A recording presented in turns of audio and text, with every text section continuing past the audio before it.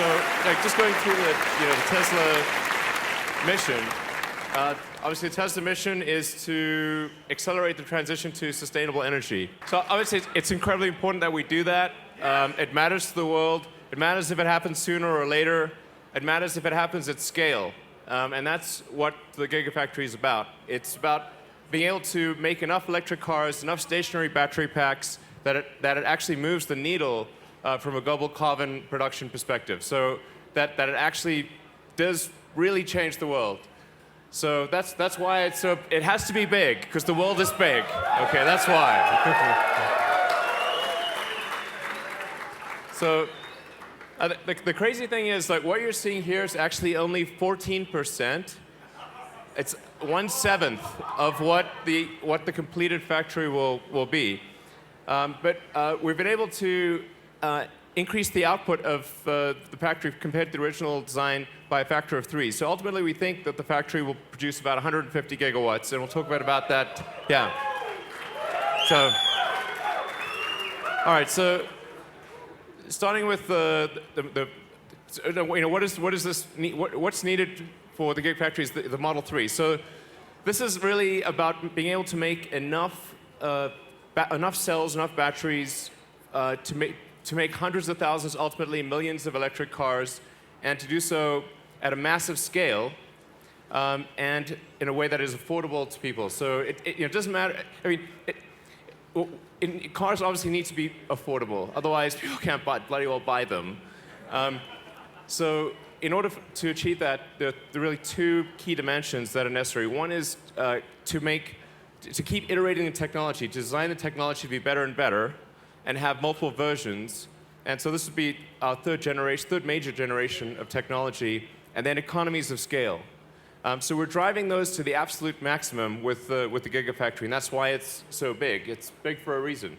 There just wasn't enough factory capacity anywhere else in the world. We didn't have an option. This factory will have the output of all the lithium-ion factories combined when it's done. Yeah.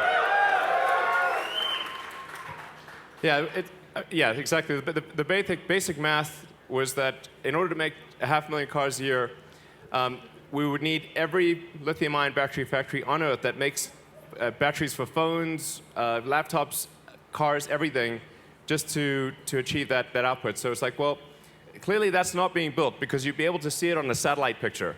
Okay. So either we figure out some way to build this thing, or there will not be the cars that are needed. So we kind of just said, okay, we got to just start building this thing, and hopefully people will buy into it and start to believe. We're only able to do this because of you guys. So it's without you, this could not be possible. So I just want to say thank you very much.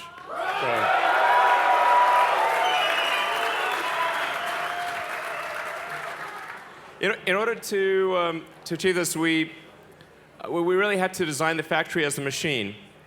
So a lot of the way that people look at factories is kind of, it's often thought of as kind of like a boring thing, like making photocopies or something. It's just like boring, it's like catalog engineering.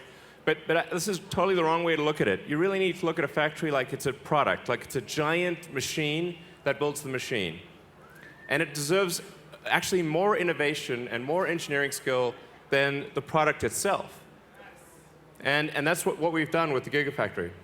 Yeah, we have some of our best engineering teams working on actually laying out the factory and looking at how to fit more density and more equipment into the same footprint. And this is really key to how we've been able to reduce the cost of the cells and the batteries that come out of here so much.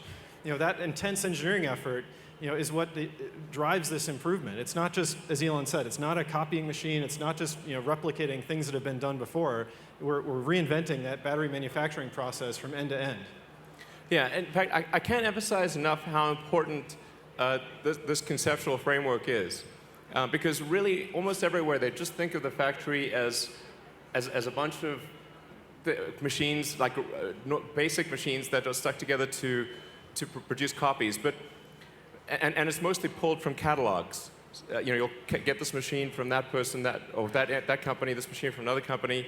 But if you applied that same principle to product design, it wouldn't make any sense. Like if we try to make the Model S out of parts from a bunch of different cars, it would be ridiculous. You know, it would be like, you know, a bumper from a Honda, a steering wheel from this, you know, motor from something else. It would look like a right, exactly. It wouldn't make any sense to actually make a car from bits and pieces of other cars. You really need to design the car as an integrated product from the ground up. And that's the same approach we've taken to the Gigafactory, and it's really quite unusual for that to be the case. So, yeah, and then in terms of analyzing how the factory should work, I'm a big fan of using physics as an analytical framework for physics. Yeah. Physics is true. Everything else is debatable, and even physics is questionable. So, designing the factory from physics first principles means really optimizing the density of the factory. So you can think of like the fundamental efficiency of the factory is the density of useful stuff. Like what percentage of the volume of the factory is actually useful stuff versus not useful stuff. And then the output of the factory is the exit velocity of products from the factory. So we're actually just applying that throughout, or through every step of the process. We're actually fairly confident that there's at least maybe a 5 to 10-fold, at least 5, I think, and maybe 10 or more fold potential improvement in production capability. And this image you guys can see, maybe some of you can see on the screen, is actual CAD of the factory. Just like a great machine, the entire factory is in CAD. You know, every pipe, every electrical conduit, every piece of ductwork, and every piece of equipment building the cells. So, you know, we've modeled all that to fit it in, you know, with the minimum wasted space. Everything is basically almost touching each other on every floor. So, you know, that was necessary to build this amazing machine. And many factories aren't done this way. They're just, you build a shell and then you sort of randomly put equipment in there. But this was very different. Yeah, it's essentially designed like a very high density, multi-layer integrated circuit, like an advanced CPU, which is really, I mean, actually, when you think about it, it's like obviously how it should be done. And I think actually over time, the manufacturing process may look a lot like one of those super fast chip pick and place machines. It's super optimized for speed and density. I mean, if you think about like, how did we improve the capability of your phone or your laptop? It wasn't by making a really giant computer the size of a table. It was by increasing the clock speed and the density. And those same principles apply to manufacturing. So I'm really excited about revitalizing manufacturing. I think it's sort of, it needs love, and we're going to give it.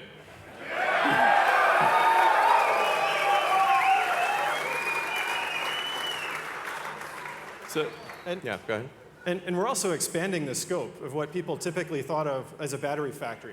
You know, we're going all the way from the basic raw materials that go into making up a cell, you know, all the way through to the finished battery packs under one roof in this single factory.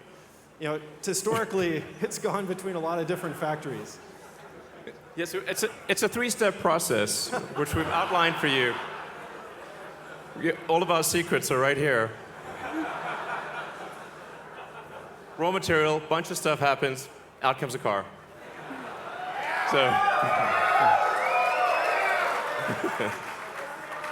So the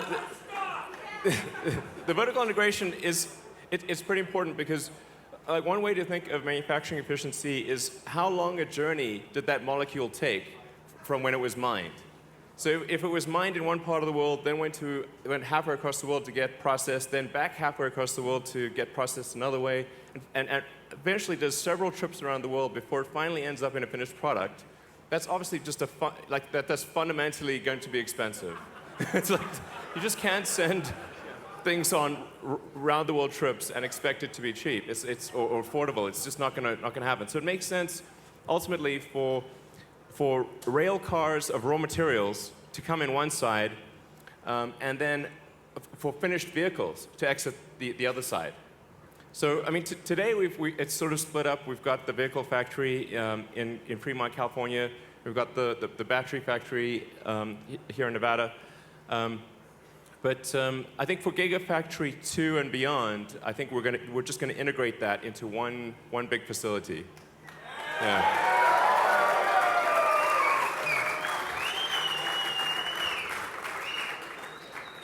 And just to give you a sense of scale, I think you guys have seen the models.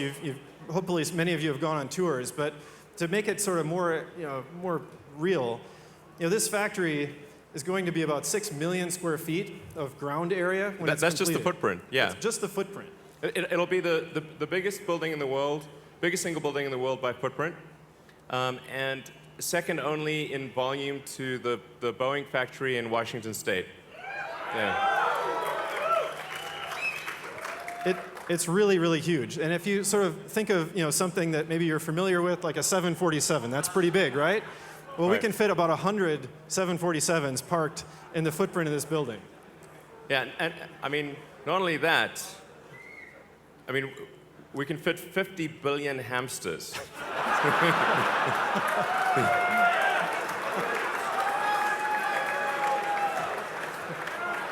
So, but in terms of vehicles, we actually expect to get to 50 gigawatt hours a year of output in 2 years.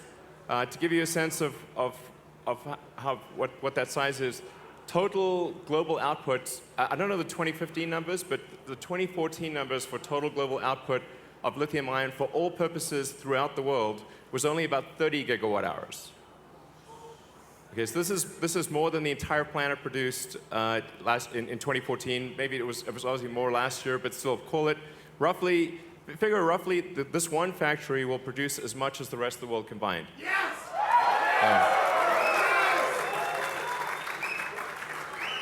And then as we get to a couple years later, perhaps 2020 or thereabouts, we expect when the factory is fully built out. And like I said, you're actually standing, where you are right now is the middle of the factory. You're standing in the middle of where the factory will be when it's complete.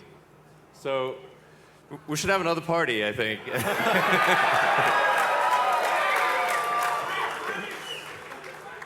And so we figure when it's done, it should be able to do on the order of 1.5 million cars, and also provide a lot of power for stationary storage for battery packs, which are obviously going to be very important to pair with solar.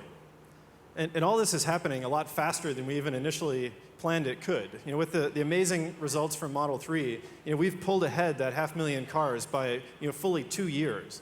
So the building you see outside is almost doubling in scope, just by next year in order to build those 500,000 Model 3s per year. Yep. So yeah, it's super exciting. I actually really love manufacturing. It's great. It's like more people should get into it. Part 2 of the master plan. So there's 4 parts to it, which is to make beautiful solar combined with battery storage, to expand to all of the major vehicle segments in order to, as quickly as possible, move us away from oil. Get to a self-driving capability that's about 10 times better than the average driver.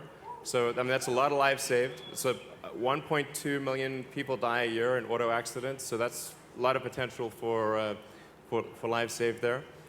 And then the ability to add your car to a shared fleet whenever you want. So whenever you're not using your car, you'll be able to just tap the Tesla app on your phone and add it or subtract it to the shared fleet. And you'll be able to define who can use it, like only 5-star users or anyone or only family or whatever. And then whenever you want it back, you can just tap it and it will return to you. So.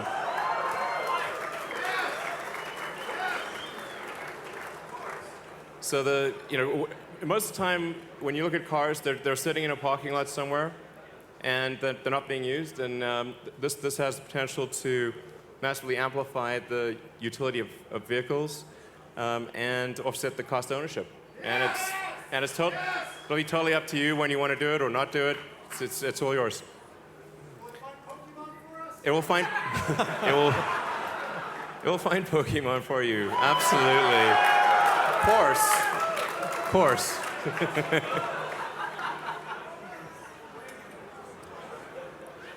And As we said earlier, a lot of people, really doubted that there would be enough demand, to even make a factory like this make sense in this time frame.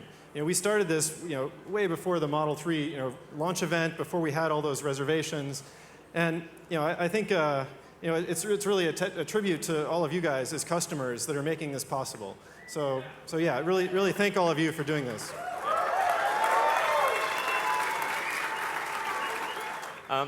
So, I mean, that's basically the overview of the Gigafactory and what we're up to. There's a lot of stuff to do already on our plate, but I think we better wrap it up with that. So yeah. Thank you guys very much. This is awesome. Awesome. Thank you very much. We really appreciate it. All right.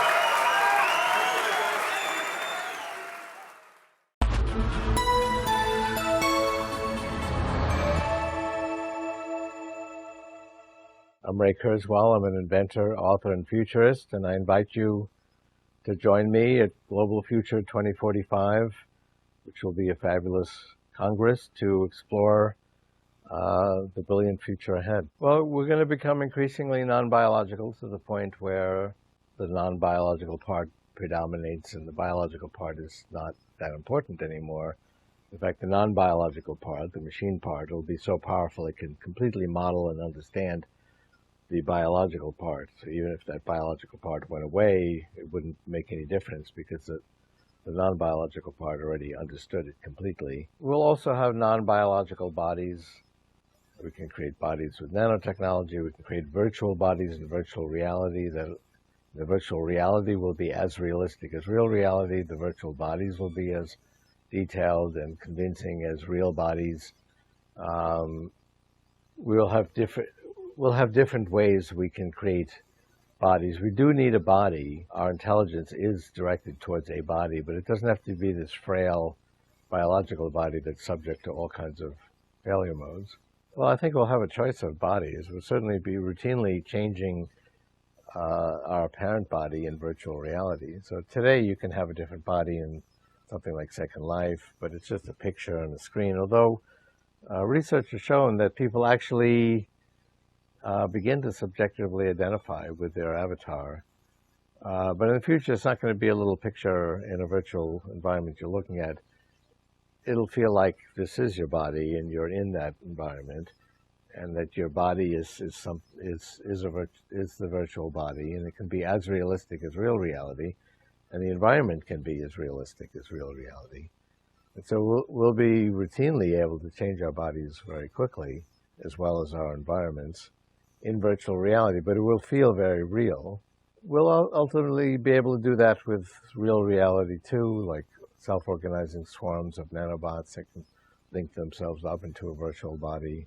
If we had radical life extension only, we would get profoundly bored. We'd have a profound existential ennui, running out of things to do and new ideas.